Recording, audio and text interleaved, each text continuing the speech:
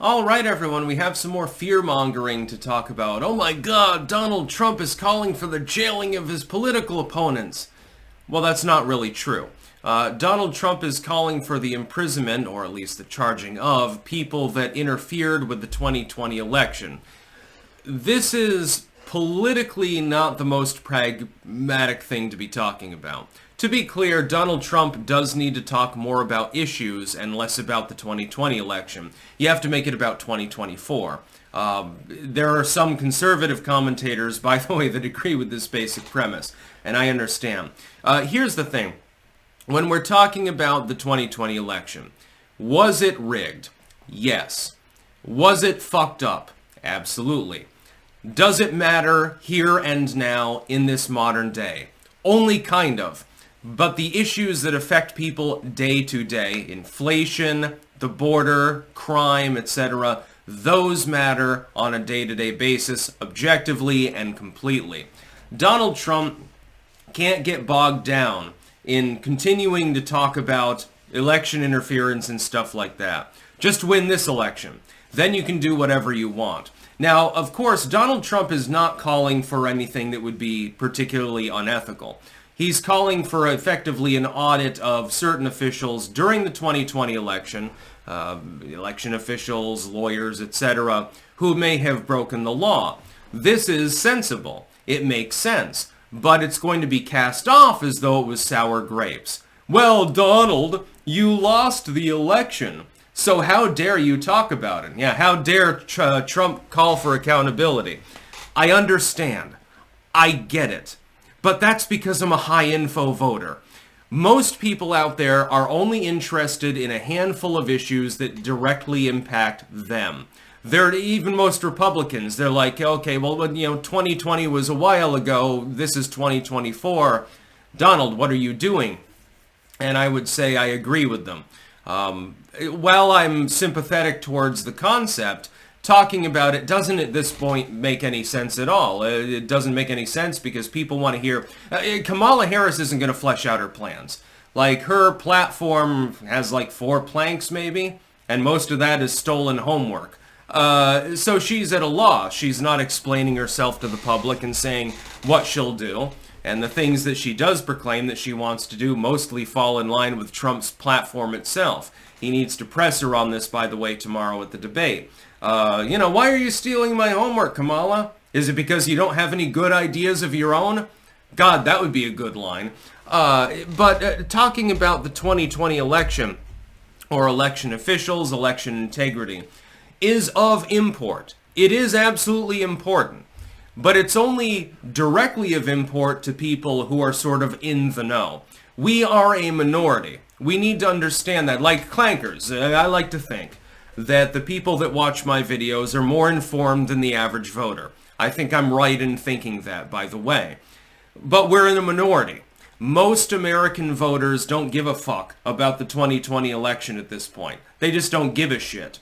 They should give a shit, but they don't. That's just the truth of it. We have to be pragmatic and act pragmatically, otherwise we lose.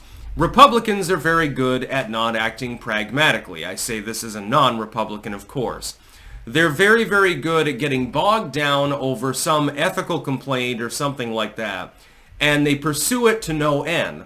But then they never actually flesh anything out. They never do anything about it. They're good at stealing defeat from the jaws of victory. That's a typical Republican for you.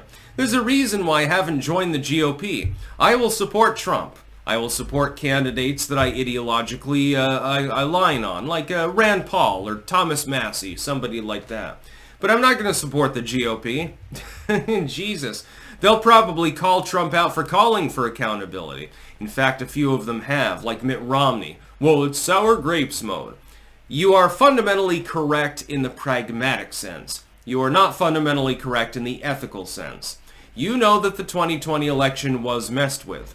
But if Trump fixates on that, it's to the exclusion of talking about other issues. Inflation. That's the big one. Inflation has hit people hard. You wouldn't believe the prices on the shelves. I mean, I get sticker shock on a day-to-day basis. The border. The border is a winning issue. Crime. Yeah, the crime rate has lowered somewhat because of a lack of prosecution. Otherwise, it remains relatively high. Ukraine, the war in Gaza, things like that. Those are things that affect actual day-to-day lives of American citizens. The election doesn't. The election is over. It doesn't matter if it was stolen. Yeah, I mean, it matters in the ethical sense, in the legal sense, certainly. But don't make it a main campaign issue. But that being said, for Trump to call for accountability for people that did participate in those wrongdoings, which we can establish happened, we know they happened. You're not going to gaslight me into believing they didn't happen. I don't see anything wrong with that.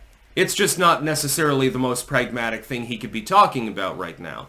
What he should be doing is giving Kamala Harris a new nickname. You know, if he says Camel Toe Harris at some point, it'd be hilarious. But I think that that's probably hoping for too much. Now, you've got to parse ethics from pragmatism sometimes within politics. Because politics aren't ethical anyway. You've got to win. If you win, you can impose your will. If you don't win, then the ethics don't really matter, now do they? It doesn't matter. You ran an ethical campaign. I never took a penny from any corporation or bank, but I lost. Well, I mean, well, then it doesn't matter, now does it? You're a loser. You lost the election, and so you can't exert any force whatsoever. You can't investigate anything. You can't do jack shit. Donald Trump needs to focus singularly on winning this election. And I say this as someone who has a very nuanced view of politics, and generally speaking, I don't recommend such a thing, because it's like, well, yeah, but if you win but you're evil, then, you know, you're in office, but you're evil. But Donald Trump is not evil. His problem is being a little bit too good at times. He's almost being a little bit too much of a goody two-shoes. Mean tweets aside, nobody gives a fuck about that. Everyone makes mean tweets anyway. Donald Trump is fixated on the justice of the 2020 election sometimes. But this is 2024. It's not the same election. He needs to get past it. You can remark upon it occasionally, but you can't make that a main plank in your platform. You just can't. You're not going to win if you do that. Kamala Harris would end up winning, and then we'll be up shit creek without a fucking paddle. And without a fucking boat. And the shit creek is boiling hot, and it's full of shitfish. That's basically where we're going to find ourselves if we don't prevail in this election.